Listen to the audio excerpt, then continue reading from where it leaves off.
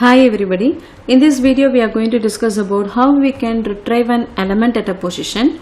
So the input for this operation or the list and the position where we are going to retrieve the element.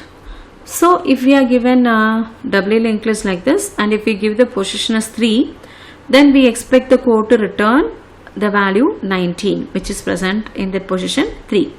And if you are going to give the position as 6, there are only 5 elements. So in that case we have to communicate failure.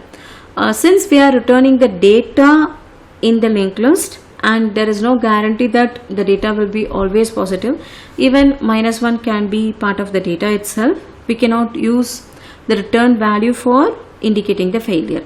So we have to have a global error flag for indicating the failure. So let us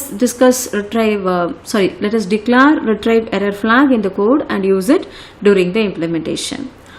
So the cases like when the list is empty also we have to return failure. Otherwise what we will be doing, we will be declaring a temporary pointer initialized to the first node, and you have a counter also which is initialized to 1, right? And you have to move the temp while your counter is not equal to position. Okay, while your counter is less than the position, we are going to move the pointer, and we will stop as soon as we reach it. For example, when if the given position is 3, when counter becomes 3, we will stop it and we will return the data pointed by the data part of the temp, right? That's what the idea is. So let's formally write the algorithm. If the list is empty, then we have to communicate failure and return -1. Otherwise declare a temporary pointer and integer counter, initialize both of them, and while counter is less than position, we have to move that is step 5 and 6. This is the case when your pointer, right, will come out of the, that is when your temporary pointer is the last node, right? When we are at the last node, we can just break it and we'll be moving to the next node and increment counter otherwise, right? And this is a step outside the loop where we are checking if position equal to counter, right? If position equal to counter, then we will be returning the data part of temp and we will communicate failure otherwise, right? So let's write the code for this. We are using the extern storage class for declaring the retrieve error flag, and we will be doing the definition in the CPP file, and this is the declaration of the function, retrieve function as a member function. So POS is the only argument that we will pass for it. Now let's write the code for retrieve. So we need a temporary pointer, and then we need a counter to keep track. Then yeah, we have to check if the list is empty. If the list is empty, I think ES caps, yeah.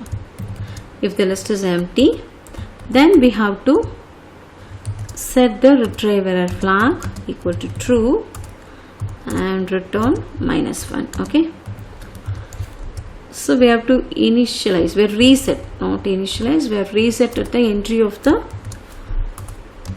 function to false. Okay, and then we declare a temporary pointer, that is already done, and counter, initialize temp to point to the first node. So let's tell temp equal to head and counter equal to 1. Okay, while counter is less than position, while counter is less than position, we have to do step number 5 and 6.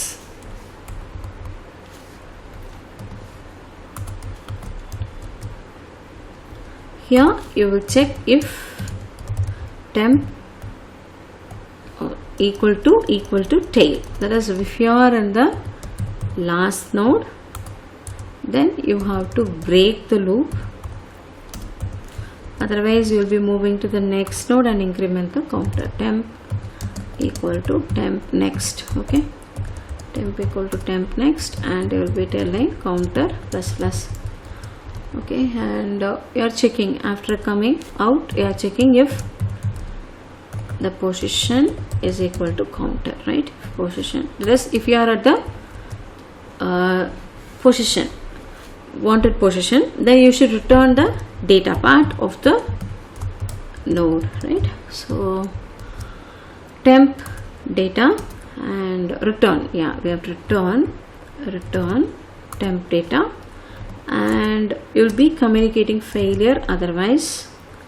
So tell retrieve error flag equal to true and return -1. Okay, we have done it. And in the main I have called the retrieve function.